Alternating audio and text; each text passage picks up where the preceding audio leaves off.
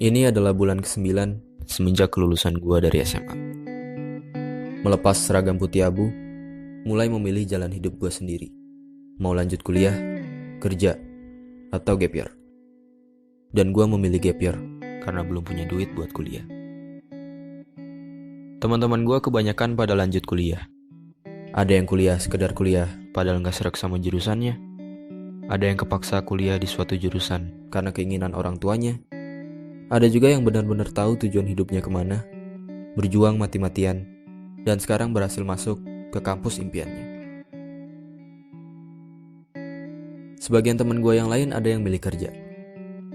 Ada yang sekarang udah kerja di bank, tiap hari snapgramnya ngitungin duit orang. Ada yang gak sengaja ketemu di minimarket, rupanya sekarang dia jadi pelayan tokonya. Ada juga teman-teman gue yang memilih jadi abdi negara, dan sekarang kalau kemana-mana, mereka pakai seragam yang keren-keren. Sementara itu gue yang menunda kuliah, di tengah jalan mulai berpikir, apakah gue gak sebaiknya nyari kerjaan tetap aja? Karena menunda kuliah ternyata gak semudah yang dibayangkan. Gue harus siap menerima paradigma orang-orang ketika menjawab pertanyaan, sekarang kuliah di mana? Gue juga harus siap menahan rasa kecewa ketika melihat orang-orang yang lebih berhasil daripada gue. Gue harus tetap optimis kalau gue bisa kuliah, walaupun kenyataannya keluarga gue lagi susah.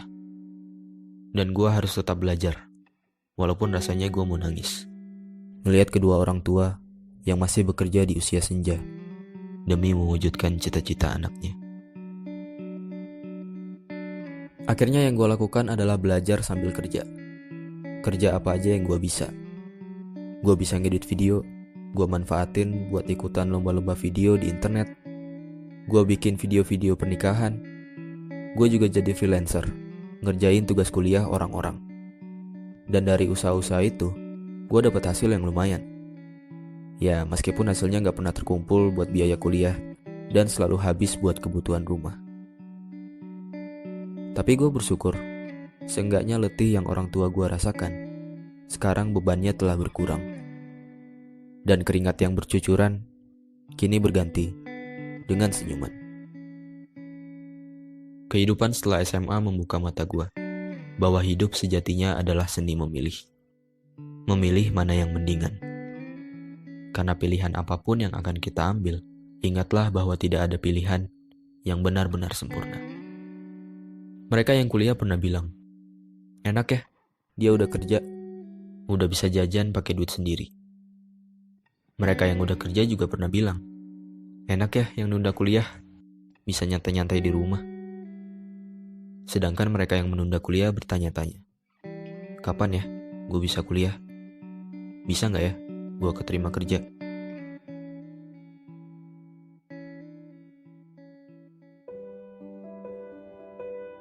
Untuk orang-orang yang sedang mengemban ilmu di bangku kuliah, sadarlah, banyak orang-orang yang tidak seberuntung kamu.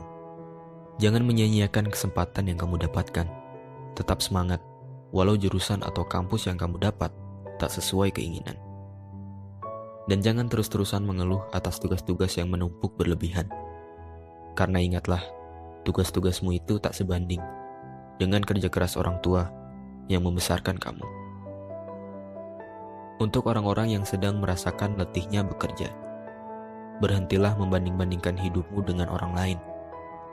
Karena manusia itu memandang dan dipandang. Ketika kamu melihat mereka, kamu merasa mereka adalah orang yang paling bahagia. Padahal ketika mereka melihat kamu, mereka merasa justru kamulah orang yang paling bahagia.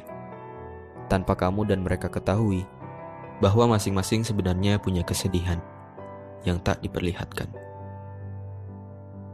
Dan untuk orang-orang yang menunda kuliah atau sedang berjuang meraih cita-citanya, pahamilah bahwa setiap orang ada masanya, dan setiap masa ada orangnya.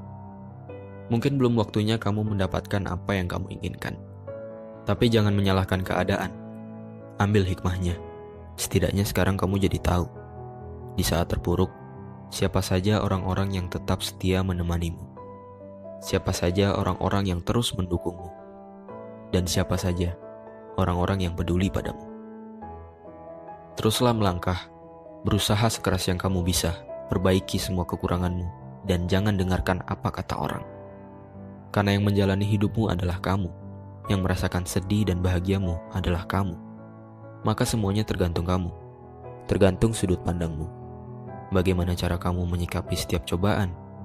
Apakah dengan bersedih, berlarut-larut, atau malah bersyukur atas pelajaran yang kamu dapatkan, dan berusaha bangkit dari keterpurukan? Dan berdoalah, minta kepadanya supaya kamu cepat bertemu dengan waktu. Waktu yang tepat di saat impianmu terwujud, waktu yang indah di saat kebahagiaan menyertaimu, dan waktu yang sempurna di saat ayah dan ibu berkata, "Kami bangga padamu."